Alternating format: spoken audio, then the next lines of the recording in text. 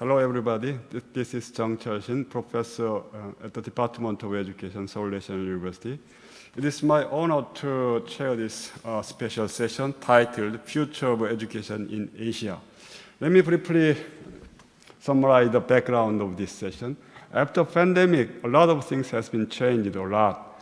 And we want to talk about some issues related to how we have been responding to this rapid change on the pandemic. And then after this pandemic, we're going to talk about the changes, recovery of in the field of education. And then how can we understand these changes from the pedagogical point of view so that we can talk about the new pedagogical issues in the future after this pandemic. Today we have three well-known presenters. First presenter is Professor Cheol Lim, professor at the Seoul National University. Professor Lim, would you say hello to your audience? Okay. Hi. Hi, thank you very much. This is Cheol Lim from Seoul National University. Professor Lim is a professor at the Department of Education, Seoul National University. He is the chairperson of the Korean Association of Creativity Studies, and he is a former chairperson of the Korean Association of Educational Technology. And our second presenter is Professor David Weirong Hong. Professor Hello. Hello. Hi. Thank you very much. And Professor Hong is a professor of National Institute of Education, Dean of Educational Research. His field of research is educational technology and learning science, I think. And our third presenter is Professor Keita Takayama. Hello, Professor Takayama. Good to see you. Professor Takayama is a professor at Kyoto University, and he has a lot of manager position. And he is an academic council member of Kyoto University and managing board member of Kyoto University Press and director of Global Education Office. These three guest invited speakers will talk about education and educational change on the pandemic. I would not use a lot of my time for this chairing, but shall we invite Professor Cheol Lim first for delivering his speech? Yep. Okay. The floor is yours. Just a second.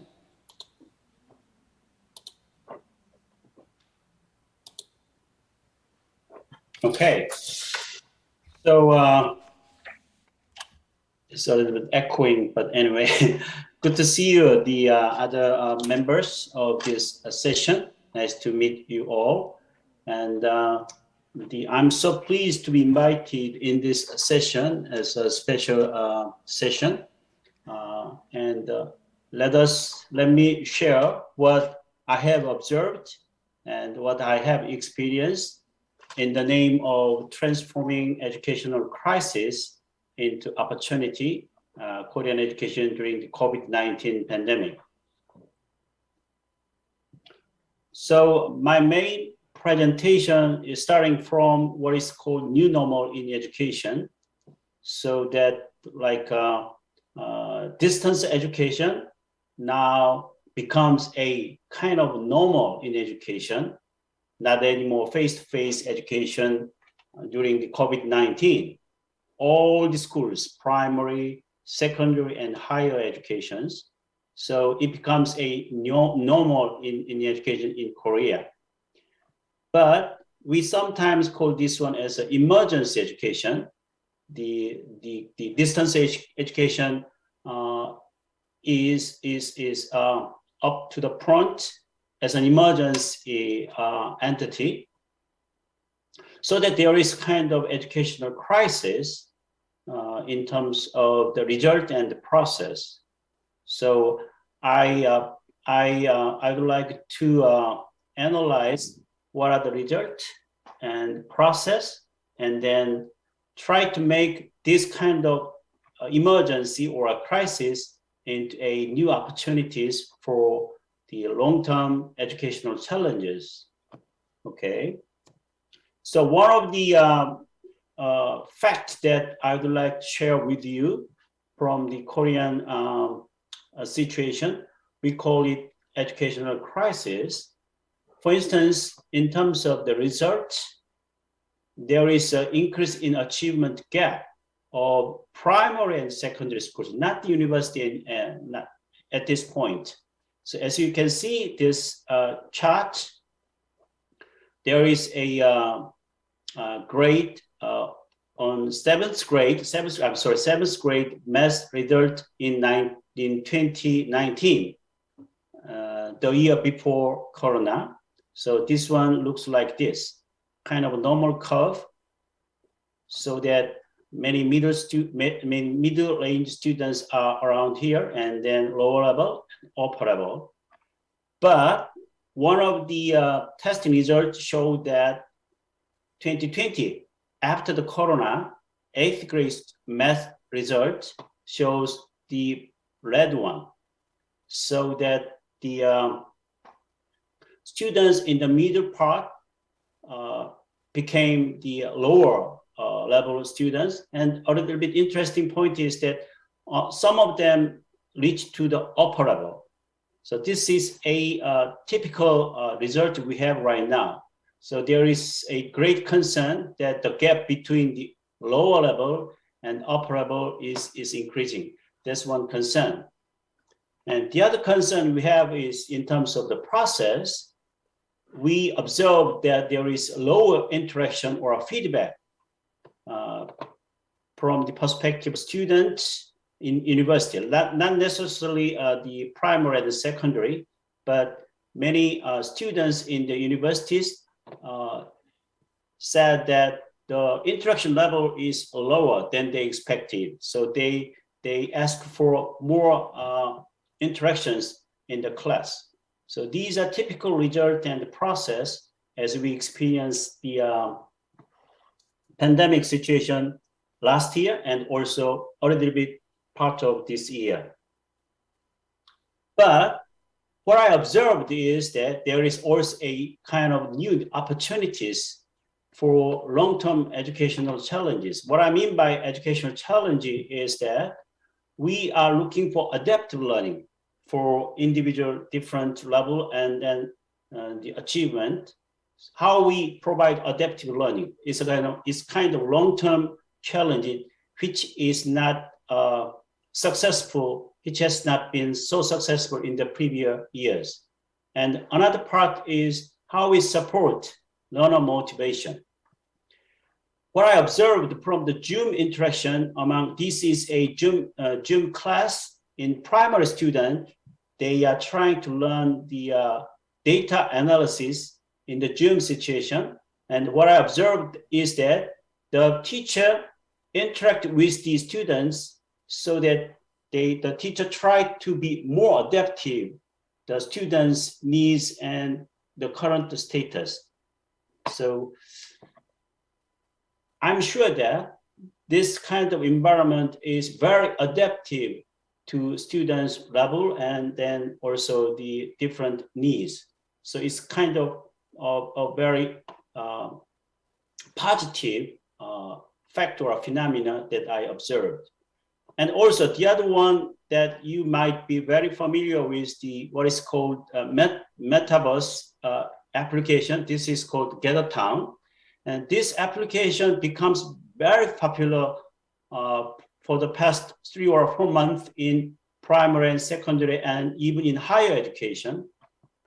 Even I used this Gather Town class because in this Gather Town, the small group activities are quite easy, so that the students, 3 or 4, they work together in a group in the Gather Town situation. So it is more realistic in terms of representing the classroom situation. So this is one good application.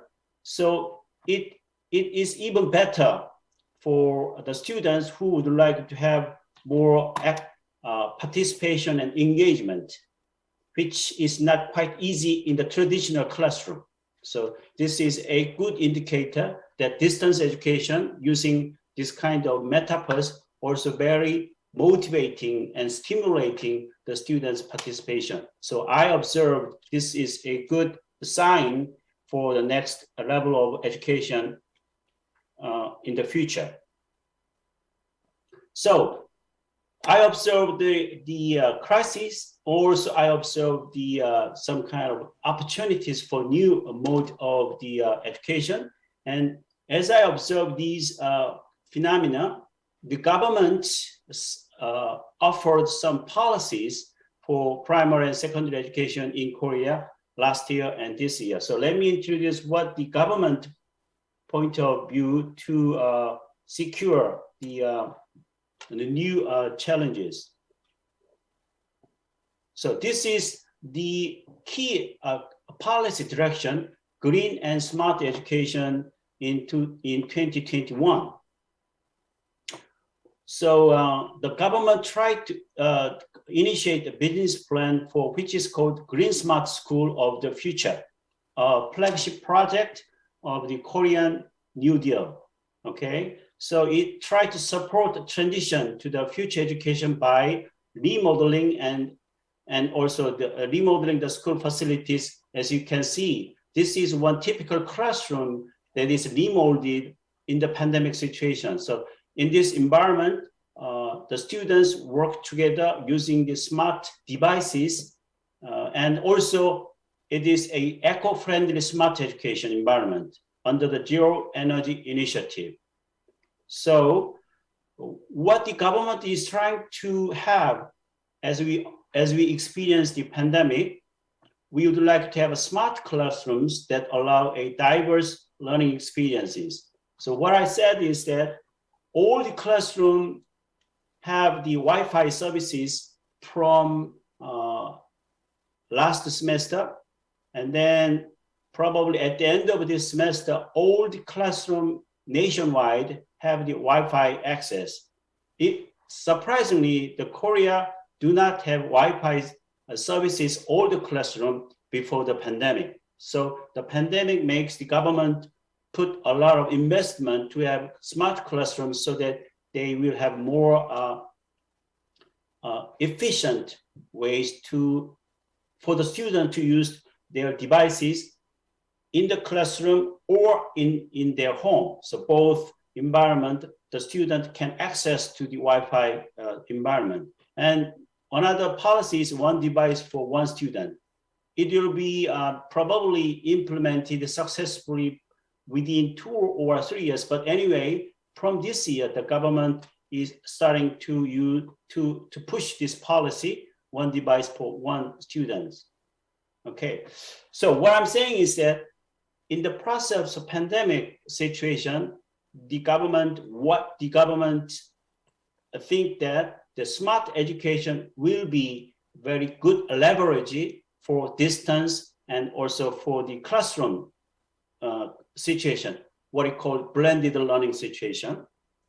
Okay, so this is what I just told you is about the primary and secondary national policy. What about the higher education policies? Let me just share what the government is trying to say under this pandemic situation. So one of them is that establishing a new normal in academic management.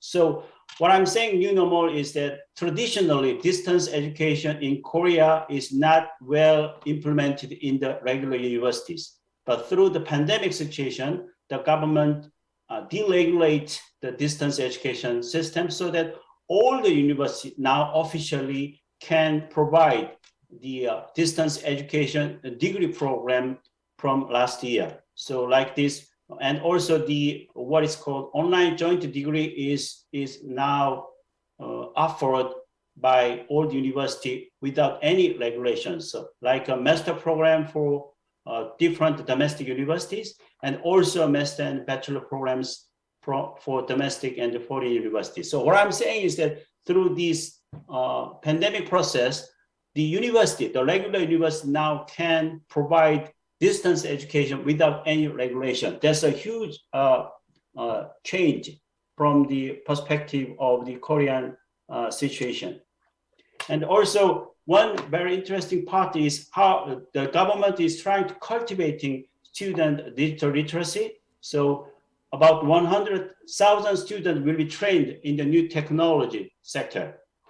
So there is a, which is called innovative consortium system of university in digital and new technology. So professional training in the field of new technology and also new technology major for everyone is now provided by all different types of universities. This is a huge change comparing with the traditional university programs.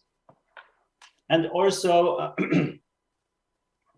the government is trying to ensure the internal stability of distance education in higher education for the post-COVID-19 era.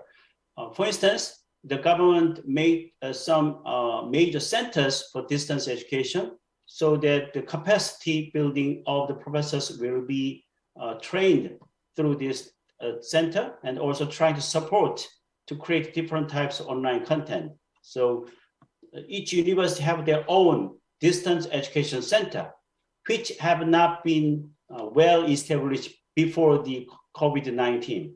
Also, the government make a distance education management committee so that evaluate different type of distance courses and also the developing quality assurance system. So the center and also the committee are developed by each universities under the guidance of government.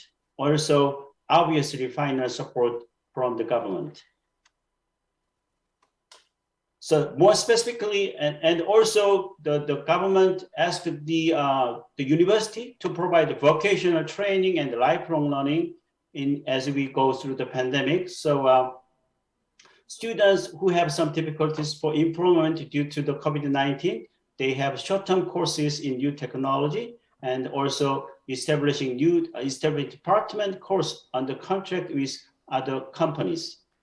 Also, the government emphasizing the new technology AR or VR so that more efficient and effective programs is provided to the university level student.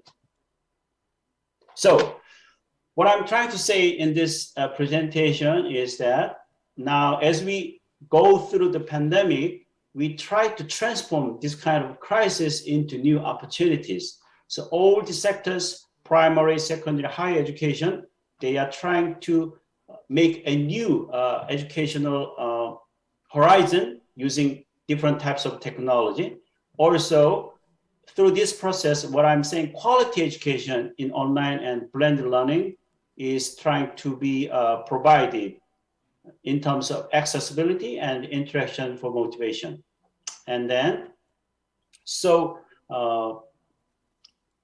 as we go through these practice and government policies, we are trying to make a systematic research and application in Seoul, Korea, in different universities and also different institutes, and then also trying to be more beyond the smart education and into what is called sustainable development. This is a new directions, which is not so clear at this point, but anyway, not just stopping smart education, but go to more than smart education into sustainable development.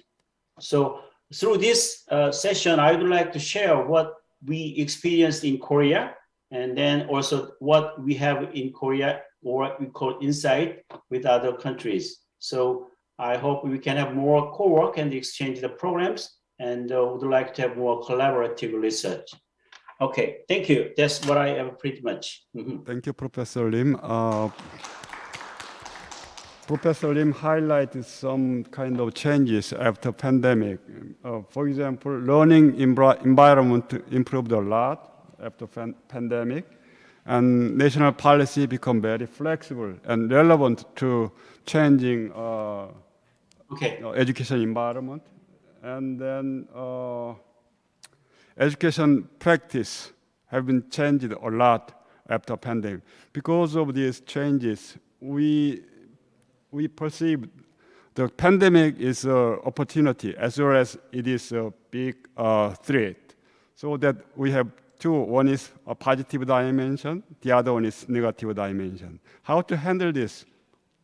That's one of our critical issues to address in the future. Our next presenter is Professor David Weirong Hong.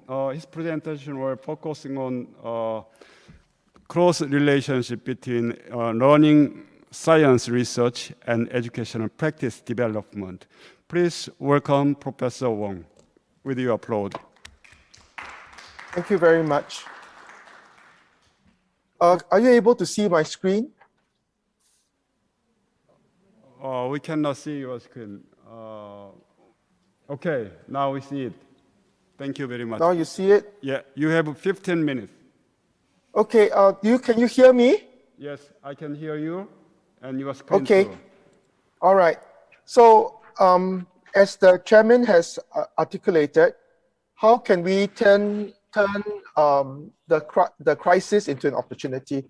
And so since this conference is about educational research, I was hoping to leverage on what we can do better now that we have seen this crisis in terms of what researchers in the university can contribute and to make an impact to the school system, just as what Professor Lim earlier has mentioned, and how we can potentially use this opportunity to develop the kinds of needed student competencies that are so necessary for a very unpredictable future that we all have experienced recently.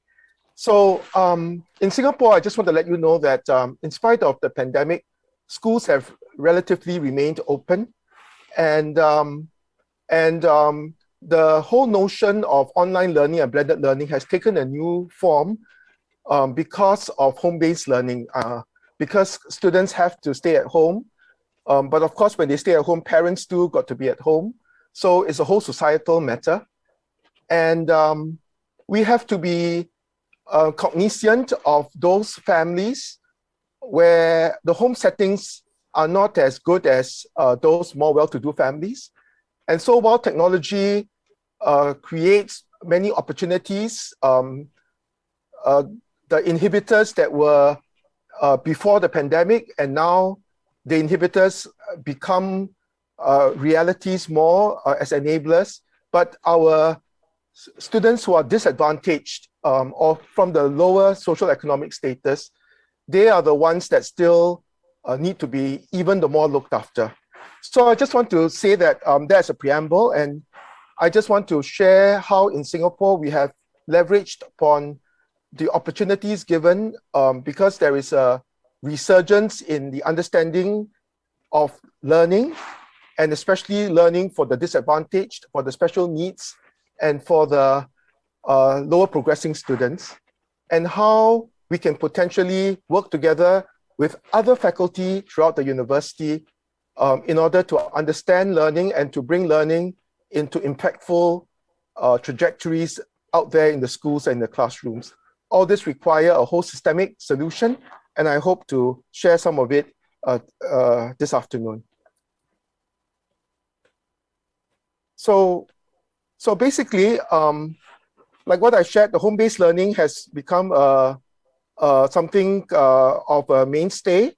But unfortunately, what I realized is that some of the research that we have done in earlier years, in virtual worlds, for example, because they are more expensive, so what happens is that the government has kind of like curtailed some of the funding for such efforts. But on hindsight, because of a black swan phenomena that most people cannot predict, I think what government funders should now think about is that they should think of future scenarios and not present scenarios.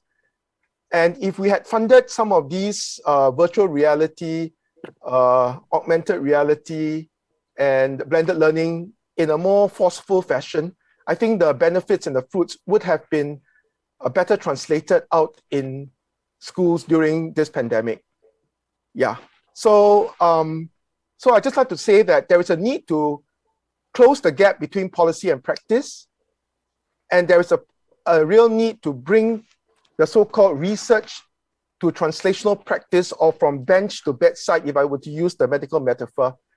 And even when there are times where we don't see that such investments can really are that necessary, especially in a small country like Singapore. If we had invested in some of these virtual worlds, perhaps even today in the home-based settings, for students who don't have the physical luxuries of a good home and conducive environment, perhaps these virtual worlds could have been better deployed.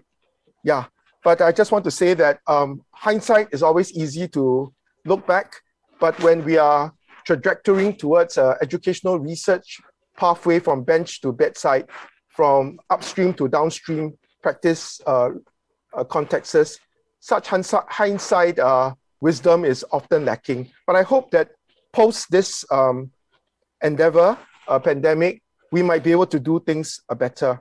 So you can see that there affords many opportunities, especially in lifelong learning, where the formal and informal curriculum is kind of more blur now. And we do need to invest more in the informal, because if we are able to motivate students better, then we can foster these lifelong learning pathways and trajectories for the students. We also want to blur the lines between academic and vocational. In Singapore, we had this history that if you are more academic, you are better advantaged in the national high-stakes exams. If you are more vocational, maybe you won't do that well. But I think today's real world and fast-growing world shows that the academic and vocational are equally important. And today, mental well-being and the affective dimensions and the emotional dimensions in complement to cognitive dimensions is a lot more prominent than previously construed. And of course, the physical and virtual worlds are blurring, and students need to navigate to and fro many of these worlds. Do our students have these competencies going forward, and are they able to be prepared for these uncertain futures with the skill sets and competencies to navigate many of these boundaries and affinity spaces in a more seamless fashion? So to reiterate, I just feel that in education research, I'll come back to this diagram towards the end, but really we need to think system.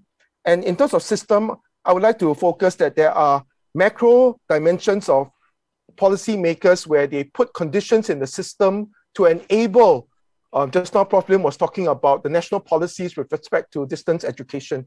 So school system structures and national high-stakes exams are macro policies that would support or otherwise the kinds of intentions that we hope to seed and to scale up in our school system.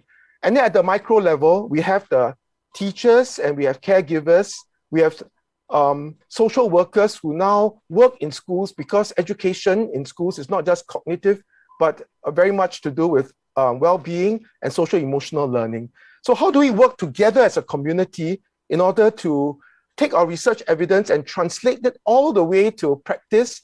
And practice world is quite different from the research world. And we need to, as researchers, broker upwards to policymakers to convince them that the evidence speaks for itself, and broker downwards to practitioners, because they are the ones who implement our kinds of our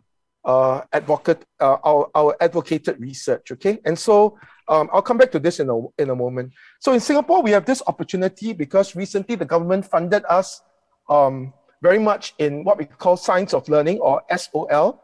But science of learning is very much contributed by the medical folks, the cognitive science and the psychologists, and they look into the neuroscience or the cognitive functionings in the brain. And then in education, we have spent many years looking into the design and the pedagogical aspects of quality interaction that students can be afforded if they are given a learning environment that is conducive. And this learning environment can be both physical, can be virtual, can be the curricular resources that are afforded to them. But how do we actually create that interface between that cognitive human functioning of it, which is individual factors, and the environment and the environmental factors that can provide for this interplay between the individual and the environment, and of which teachers sit right in the center of this interface in order to broker that learning opportunity to be as authentic as possible for the learner and for the student in this environment.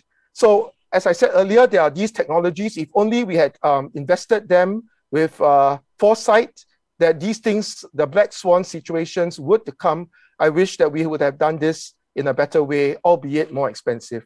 And science of learning is able to work alongside these augmented reality technologies because science of learning look into the cognitive functionings, whereas these technologies afford the environmental conditions, virtual or otherwise, in order to enable that learning interaction to take place. So in Singapore, we aim to derive ecologically valid interventions across the lifespan from early childhood all the way to adult learning to be able to develop these interventions that are age appropriate. And then we aim to find out what the mechanisms are, the factors that contribute to learning, and for different learners, whether they are so-called lower progressing or higher or faster progressing across the K-12 lifespan. And so I want to just iterate that the science of learning in education is an opportunity to look into the cognitive processes before they are manifested in the observable behaviors. So for example, stress. Stress is something that is sometimes hidden, and science of learning with the physiological senses would be able to give us some of these hidden data before they are manifested. And sometimes I think such data would be able to be quite informative to educate us as to differentiating the kinds of instructions that teachers would to deploy in classrooms. So the science of learning in Singapore is now an opportunity where we literally work with faculty across the university. We have sort of partnerships with the medical faculty. And you know, many of these empirical researchers start with animal studies at T1 and then move to very narrow samples in terms of human populations, but they seldom cross the chasm to T3 and T4. And then in education, because we know that experimental studies do not work because they are too controlled, we start from the classroom and then we have so many variables at hand that it becomes sometimes policymakers find it hard to justify our overly complicated models. So here is a chance for us to do the reverse, where there are already interventions that work in classrooms, but we can constrain and prioritize those variables in order to figure out what works more critically compared to others. And then if we are able to do so, then policymakers would be able to have a prioritization mechanism for funding the most critical, and then over time doing and increasing the variables that allow for that deployment in classrooms. So I just want to reiterate that all three dimensions, the individual, the environment, and the interactional factors, are important for education, for a translational pathway from bench to bedside. And so hopefully we would, through this effort that we have in Singapore with funding from the government, to be able to cohere the bioecological dimensions, biology, all the way to sustainability in the social ecology, in order to make these things work in real practice. And then the interventions hopefully can begin from early age all the way till adolescence. And then we hopefully can prevent the stacking of risk, especially if we can do the numeracy and literacy well. Now we need to include social emotional well-being right from early years, including dimensions like self-control, in order to create the kinds of dispositions needed to succeed in the future endeavor and the future unpredictable situations that are besetting many students in going forward. So in a nutshell, just to sum up, there's a need in science of learning in education, where education is juxtaposed with science of learning. And education, I would characterize it as the learning sciences, which we are quite familiar with. Science of learning, less familiar, but we are now courageously working with our folks across the university, but importantly, putting in place the research policy practice nexus. And so let me just conclude by again saying that we need to bridge this research policy practice nexus. Researchers are operating at the meso level. We need to influence the policymakers at the macro level if we want to see our research evidence produce impact and sustainable pathways in schools. We need to work with caregivers, teachers, and social workers in order to create science of learning in education efficacies for both cognitive and affective dimensions. And we want to develop not just the research methodological skill sets, but the brokering abilities to create an ecologically sustainable community where our research evidence can find traction from research all the way to practice. So whether we are doing research in augmented reality, distance education, or in any other dimension, we need the entire pipeline from research evidence in a systematic fashion, looking through the classroom evidences, looking through the sustainable mechanisms for these classroom enactments, and influencing our funders to continue to create research to practice translational pathways to sustain that work, so much so until when the next pandemic comes, we would be more than prepared to cope with such situations. So that's all I have in my presentation. Thank you very much.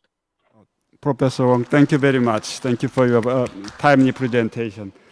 When we ask to practitioner, education practitioner, does research matter for your practice development? Maybe we got answer from them like, where, I'm not sure. Because it is not easy to link between research and practice in the field of education. However, you proposed very critical and important model to how to make close nexus between your pedagogical research and also practice development. Thank you very much. When we talk about research and practice development, one of the core issues is like localization of our research knowledge of our knowledge production. Let's say when we produce a lot of knowledge, but in many cases it does not contribute to our practice development. From the point of view, localization of knowledge production is very critical in the field of education because education field is practice-oriented field. From the point of view, I would be happy to introduce Professor Keita Takayama because his own research topic is related to the relevance of research. And today's his presentation we're focusing on the reconceptualization of the pedagogical practice in his conceptual framework. Please welcome Professor Takayama. Thank you. Thanks very much for the kind introduction. Can you hear me? Yes, we can hear you. Can you hear me well? And then can you see the screen, the screen that I'm sharing with you? Perfect. Would you speak a little bit louder? Oh, speak louder. Okay, but can you see the screen? Yes, we can see it. Excellent. So thanks very much for extending the kind invitation to me. I am based in Kyoto University. But I visited the Seoul National University in 2016. So I met a lot of people, a lot of graduate students and colleagues at the Seoul National. So it is a pity that I have not been able to return to Seoul National ever since. But thanks again for the kind opportunity to speak to you today. So my piece is going to be very different from the two presentations that you saw up to now. I'm going to take more a sociological and a philosophical approach, and my piece is going to be a bit more personal and reflective. So I'm going to start with my own experience, and I'll use my experience as a point of departure for a deeper conversation about how we can reconceptualize education as a result of COVID-19 and the disruption that it has caused. Because I'm not so confident finishing my presentation in 15 minutes. 15 minutes is a very short period of time. I have decided to read as opposed to speak today. So forgive me for reading for the next 15 minutes, but I actually timed myself and I know that my talk is going to finish in 14 minutes and 32 seconds. Okay, and I stress the time because my talk is going to be really focusing on the notion of time. So do you have any advice about how we can stay productive during the COVID-19 pandemic? Someone who seemed like an early career researcher asked this question to a panel of presenters, including myself, in a virtual conference held in April 2020. Prior to that event, I had been unwell for a little over 3 weeks. It was a deeply unnerving experience, as I had some of the typical COVID symptoms. And yet, my symptoms were not serious enough for diagnostic testing. So this meant that there was no way for me to know exactly why I was sick. After a prolonged period of the self-isolation at home, I only got well enough to participate in the panel. I don't think we can, and perhaps we should not even be trying either. I said something to that effect in response to the question. Research productivity was the last thing to worry about when not only my own, but also my whole family's health was at a possible risk. So as soon as I started self-isolating at home, I noticed one morning the beautiful singing of a Japanese nightingale. It's called uguisu in Japanese. And I don't know how many of them were actually around. Perhaps it was only one bird enchanting us with a beautiful singing, beautiful chirping every 10 seconds or so. I was pleasantly surprised, as I did not think they live in our neighborhood in the northern part of Kyoto where I live. How come I did not notice it before? Have they been singing every morning since we moved to Kyoto 6 months ago? Or would it be the case that now that my life has sufficiently slowed down, I am attentive enough to the surroundings to hear the singing? Or would it be the case that the reduced human activities have brought nature back to the city, so more birds and animals feel safe enough to be in the urban space? Indeed, COVID-19 completely changed the outlook of this ancient capital city, Kyoto, the world-famous international tourist destination. Local people say that we are back to Kyoto some 30, 40 years ago, when it was still nice and quiet.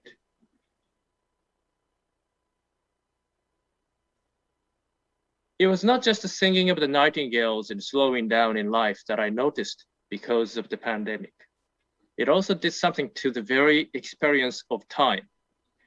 As American sociologist Peter Berger in 1977 once explained, one of the 5 dilemmas imposed by modernity on human life is futurity. Futurity, what he means by that is a profound change in the temporal structure of human experience, in which the future becomes the primary orientation for both imagination and activity. So the modern notion of time, or the clock time, is premised upon progressive linearity.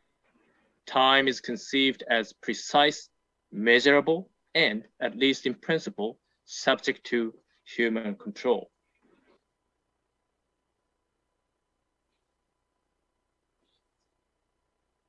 Everyday technological devices with all sorts of scheduling and time management apps further promotes this trend, imposing a functional understanding of time as chunkable, single purpose, linear, and ownable.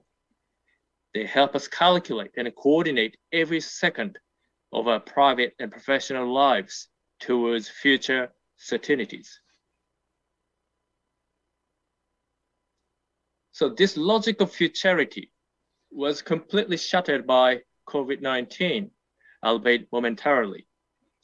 Not knowing how soon the pandemic could be brought under control and how widespread the virus infection was, we were forced to spend day after day at home with the deepest sense of uncertainty about the future, simply hoping for better the next day. We quickly lost our sense of time as our weekly routines were completely disrupted. Futurity was gone, as the future was no longer secure and foreseen.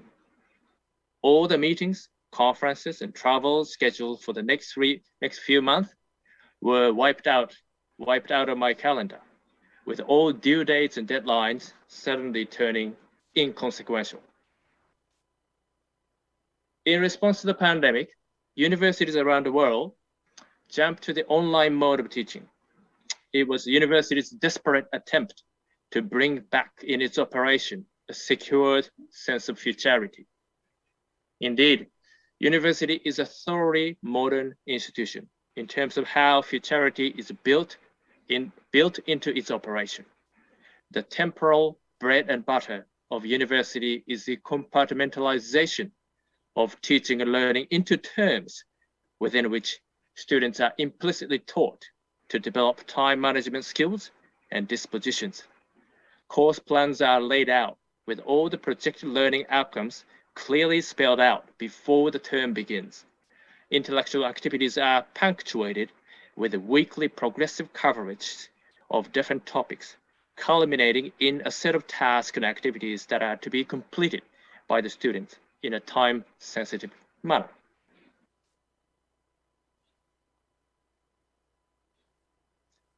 All these temporal regulatory measures are in place to render the process of learning linear and predictable.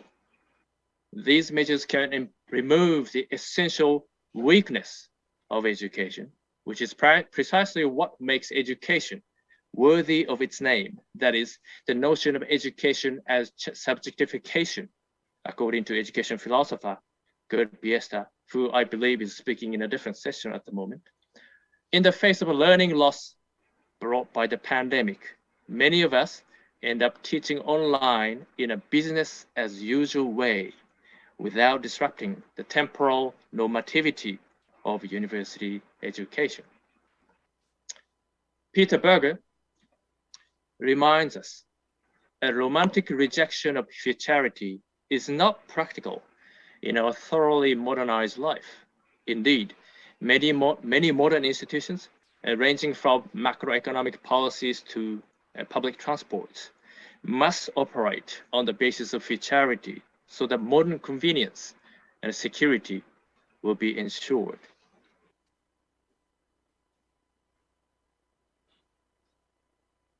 But what about universities? Historically, universities played a critical role in the early introduction of so-called clock time in many parts of the world.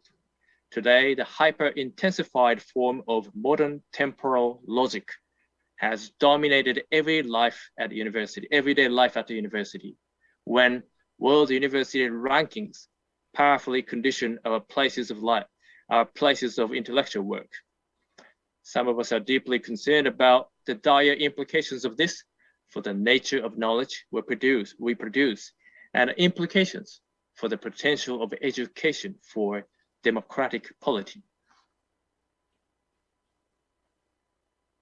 And going back to the initial question posed by the early career researcher, how in the world has it become sensible for an early career researcher to talk about research in terms of productivity, that is, in terms of the quantifiable outputs measured within a set time frame? And most disturbingly, this happened when the whole of humanity was living in fear of the global pandemic. Hence, we might want to ask, borrowing Peter Berger's words, how and in what area of the university may it be possible to do without clocks and calendars?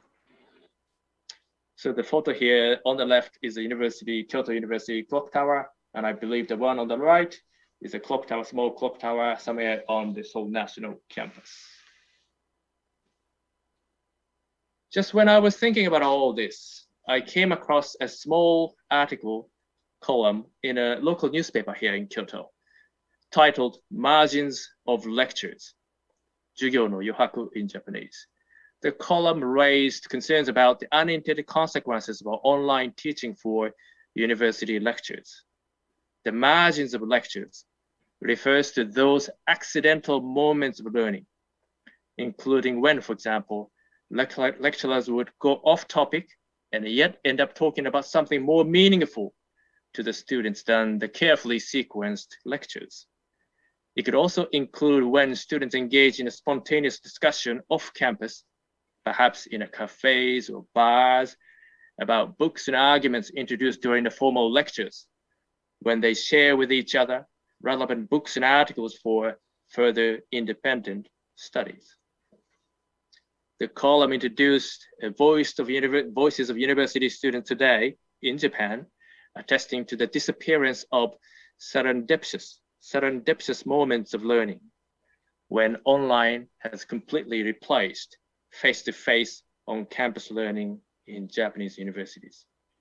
How do we ensure that our online mode of learning is structured in a way to allow for ample margins, or yohaku, or in BS's words, weakness, so that accidental and yet more profoundly meaningful forms of learning continue to take place? Moving the clock forward, it is October 2021, nearly 2 years since the outbreak of COVID. The case of infections has dropped significantly in the last several weeks in Japan with a rising rate of vaccination, and yet the COVID is still with us. We have become so accustomed to living with COVID, and things have become pretty much normalized apart from international traveling. Unfortunately, normalization of COVID-19 has come with the normalization of futurity in my day-to-day life. My hours are filled with online meetings back to back, like this, with some international meetings scheduled way beyond my work hours, 10 o'clock at night, 3 o'clock in the morning. My 2021 calendar has been quickly filled with numerous appointments and deadlines, including, I must add, the deadline for this presentation. And I'm very sad to report that I no longer hear the Japanese nightingales singing beautifully in the morning. Do they only appear in our neighborhood in springtime? Or is their disappearance due to the fact that my daily life has regained its temporal normativity and lost margins? Though nightingales are no longer with me, the reflection they triggered has had a lasting impact on me, and this is already visible in my current online teaching. To create margins in my course, I always begin and finish the weekly classes with informal conversation about anything that comes to my mind and invite students to engage with my thoughts and feelings.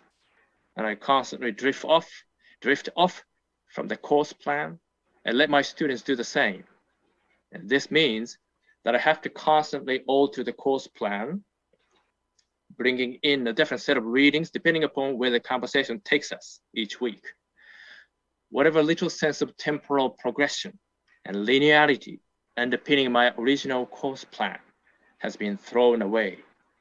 And the most exciting and embarrassing of all is the fact that I did not even know till the last few weeks of the term how many hours my weekly classes were supposed to be and how many seminars I was supposed to hold.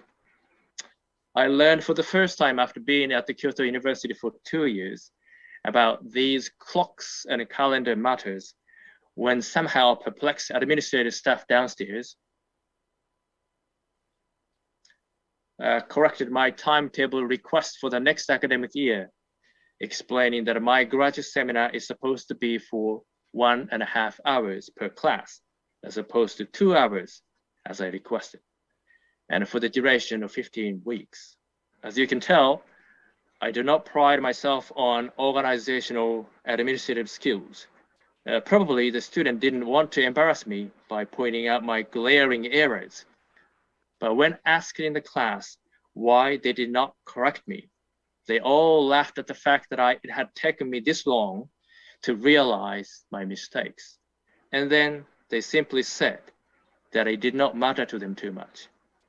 Reflecting on the moment, I now realize that perhaps it was a good thing, as they might have suggested, that my students' I managed to create a learning experience where clocks and calendars were not that important. As you can see, contrary to the view of COVID as causing so-called learning loss, along with the singing of Japanese nightingales, the COVID has, at least to me, provided a pedagogical moment of reflection, an opportunity to question the underpinning notion of time in teaching and learning, and to explore ways to disrupt and transcend it so that we can begin to reconceptualize education in a slightly different way. Thanks very much for listening. Thank you, Professor Takayama. Before pandemic, I had no time to enjoy my family meetings, or I didn't have a chance to look around my neighbors or my community.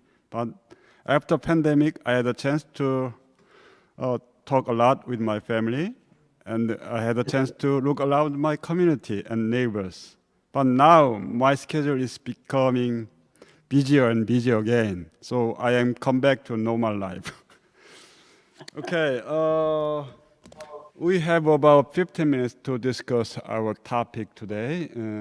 So I would like to manage this discussion time a little bit efficient way. We are given 4 questions, but let me ask one single question to you for starting our discussion session. My question is like this: will school system sustain in the future?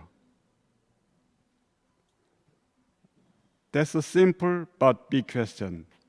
We experienced new things during the pandemic. Then, is there any logic to make school system sustainable in the future? If we want a school system in the future, what changes we need? Okay, I believe that Professor Takayama has some idea about it from his sociological perspective. Would you start first? Do we need school in the future? So I just want to understand the question properly here. So you're asking whether or not school can be sustainable? Yes. Or are you saying that the school is actually serving the needs of making our society sustainable? Well, I think my question is first one. Okay.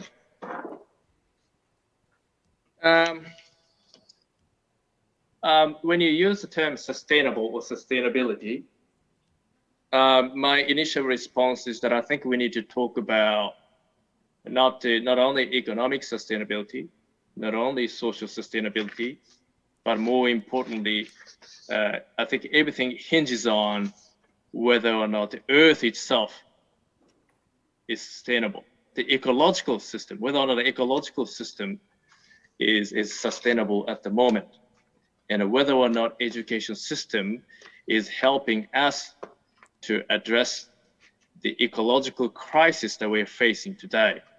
So I'm slightly reframing your question in the way that I think is very urgent at the moment.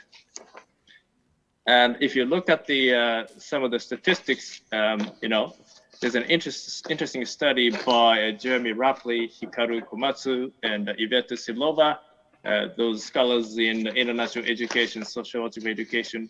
Their study suggests the more educated you are, the more destructive you become towards the environment. If you look at all the economically advanced societies, highly educated societies, they are the one who are actually destroying the Earth. So there's an interesting inverse correlation between the amount of education one receives and sustainability, whether or not one is going to have sustainable life. To me, this is the deepest contradiction that we are faced with. Because we tend to think that the more we are educated, the more conscious we become, so that we're going to address the ecological challenges that we face today. But the data seems to be suggesting that the reverse is the case. Education is actually making us even more destructive to the environment. Okay, if we are more educated, then it has much side effect on us or our social life. In the case, do we need education, especially through the schooling system? because let's say after pandemic, there's a lot of criticisms on schooling system. Of course, we can overcome some problems or limitations of the schooling system through the technological development. But from other perspective, we recognize that our current schooling system has a lot of bad things to human life. As you mentioned about more educated people do bad things for the society or to us. So I would invite Professor Lim or Professor Hong about your perspective on this issue. Okay, let me start my ideas about your big question, whether the school will be remaining or not. What I'm guessing is that you said already that there are great weaknesses in the current schooling system as we reflect on the COVID-19. But interestingly enough, there is a great strength in the schooling system. As the school have the caring system for young children, students, I mean, the home could not support all the caring to their kids. And suddenly they found that school is a good place for them to play around, not necessarily learning. So one thing that I have noticed that even in the universities, students get together, and then they have more social interaction in the schooling rather than just learning. So that is one strength that school has previously, and I'm sure that it will be enduring. But the other thing that I am thinking about is that as we go through the distance education, not necessarily they come to the school, the students can learn all the sites, so that I am expecting the schooling system will be diversified, not necessarily typical one schooling system. So we anticipate there will be different types of schools, not necessarily by the government regulated schools. There will be different types of schools which can utilize different types of educational technologies so that more adaptive environment of the schooling will be possible. So my point is that as the school will be staying, for not necessarily the traditional version, one mother, but different types of versions of mothers. So we will look forward to develop different types of the schooling system as we go through the pandemic. Okay. Thank you, Professor Lim. And Professor Wong, do you have any comment or reflection on Yeah, this okay. topic? Okay. So if I just take your question, will schools remain? My answer is sure, yes. Okay. But let me try to unpack this. Just now, Professor Takayama talked about his experience with quality conversations, not necessarily in a prescribed curriculum, where he had with his students pre or post the class. So in the olden days of the Greek philosophers, there was a lot of quality, critical, conversational interactions between the philosophers and their students. So we look at today's prenatal studies, and these studies are even suggesting that if parents that are more highly educated are able to even have these conversations with their fetus in the womb, it kind of predicts their potentiality for success. Now it gets a little hard to accept all this, right? But to some extent, there's evidence to suggest all this. So to me, going back to basics is quality of interaction, quality of thinking, quality of problem solving, quality of moral reasoning. Now, what happens to a child that doesn't have that quality mother-child relationship? So you need somewhere else, right? You need a school. You need a community somewhere. So I would like to suggest that schools perhaps don't be so clockwise, clockwork in the curriculum, which I think policymakers have to fulfill some key performance indicators.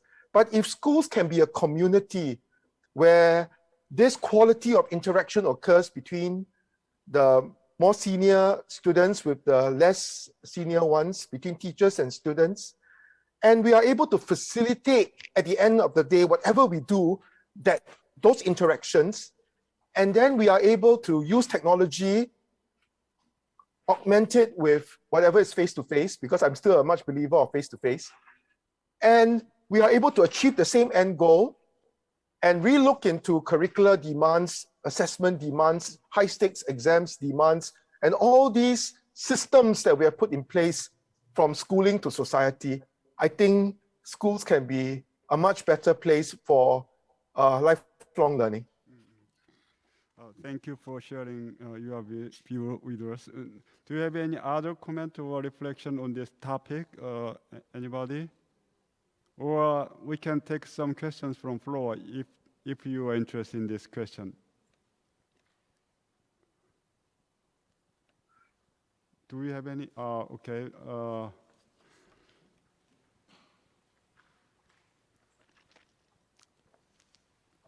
We have one question from floor. Can they hear me? Yes. Professor Takayama, this question is for you specifically. Professor Takayama, can you hear? Okay, would you come to here? Or?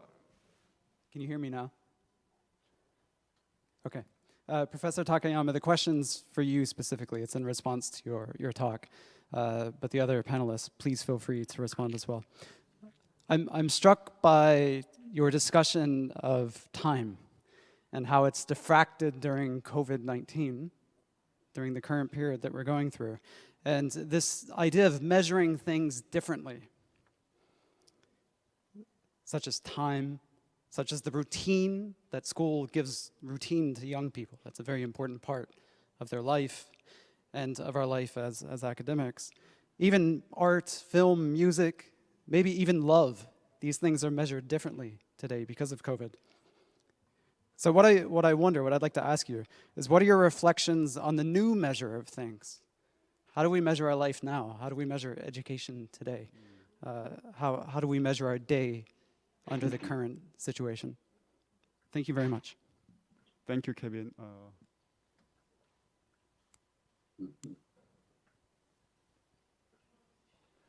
And the question is to Professor Takayama. Professor Takayama, your microphone is muted, so please turn I'm on. sorry. Yes. Thank you. Yes. I think I unmuted myself. That's a big question. I mean, I'm not too familiar with any emerging discussions around new measurement. And I'm not quite sure if I actually agree with the idea of measuring something, whether or not, depends on what you mean by that, but I think the notion of measuring is too loaded in my view, so that I find it difficult to imagine measuring something in a way that is radically different from the way the notion is being used at the moment. So I'm not quite sure how to answer your question, to be honest. I guess, but the COVID certainly showed us how the modern sensibilities around time could be ruptured. And this is the moments. So I was trying to describe how that moment arrived to me and how I was trying to capitalize upon that moment to develop a reflection around teaching and learning with a particular focus on the notion of time. Because if you look around, the notion of time is so pervasive. It is everywhere. And yet, oftentimes, we don't raise any questions about the time, the temporal assumption that we make in the way we conceptualize research, for example, in the way we organize our teaching in a curriculum. Somehow we accept this modern temporal logic of time, linearity, this progressive notion of time, and we run it. But we know there are many different conceptions of time, circular notion of time, right? If you try to look at how some of the tribal societies before modernity arrived, how they were organized, they were organizing their societies.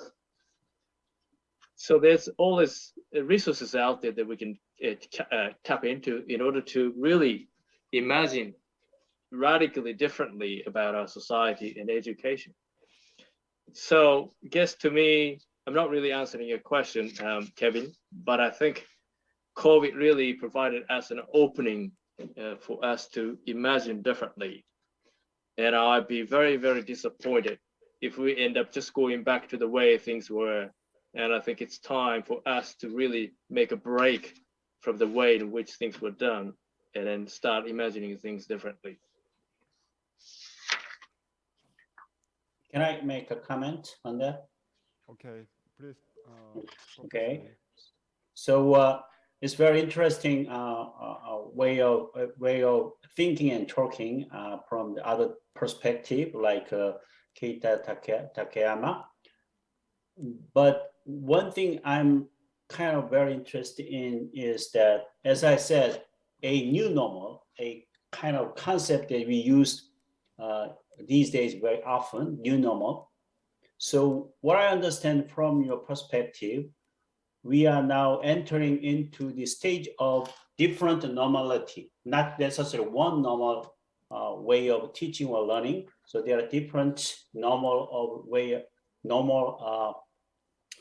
or normal mode of teaching and learning and education. So after the corona, I expect that this is the only education mode, or this is the correct education mode, but we can expect there are different types of education modes and concepts even. So I see as a kind of positive way as we reflect the previous experiences through the COVID-19.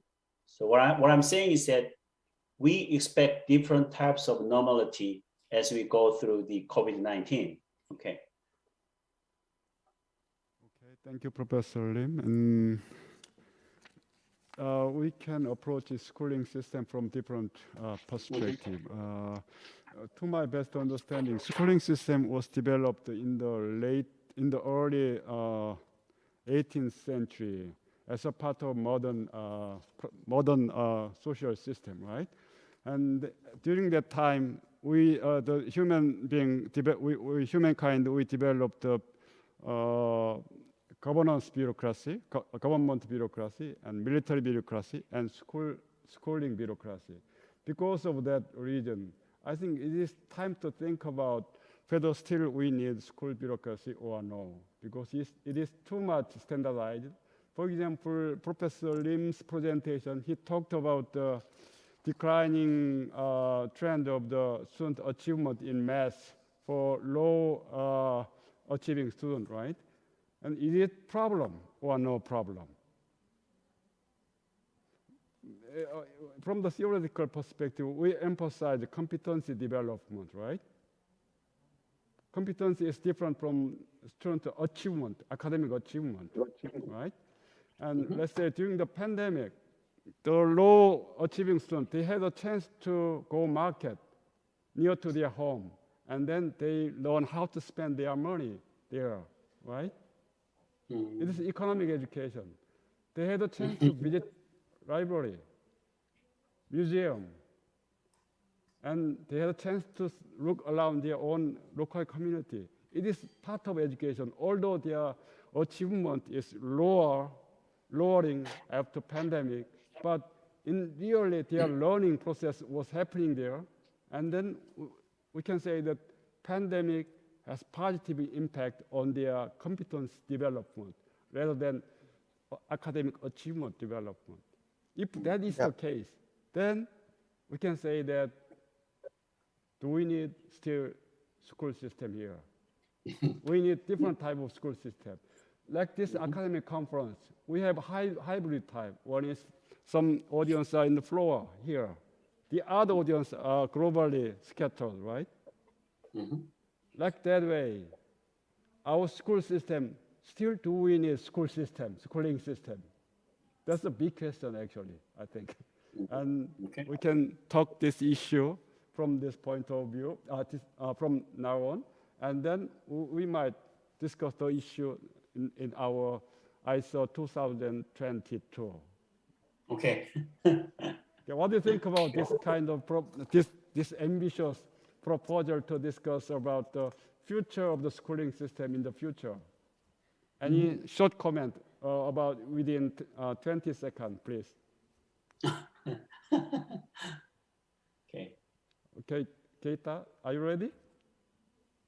Yeah, that's a wonderful proposal. I think it's one way to carry the momentum that was generated as a result of COVID to really deeply rethink the way the modern education has been shaped.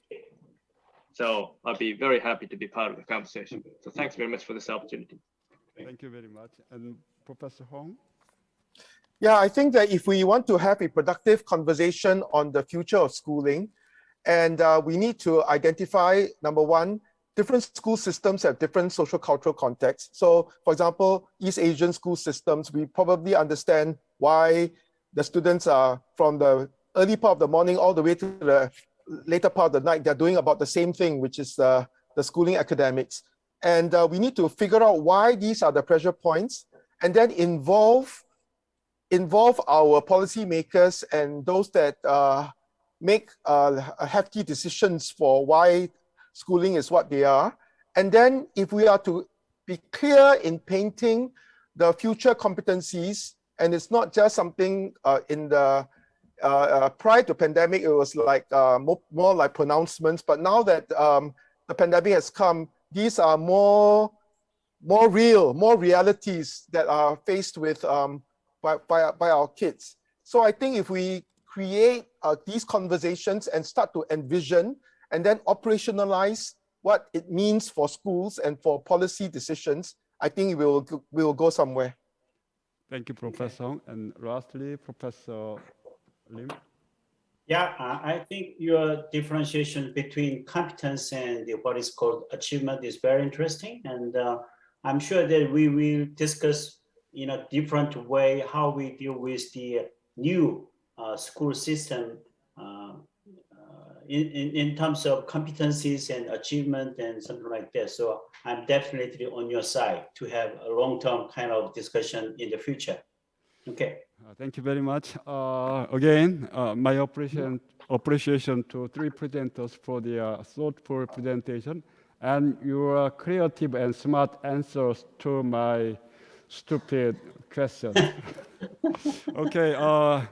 Again, I appreciate your participation to all the audience and the three distinguished professors.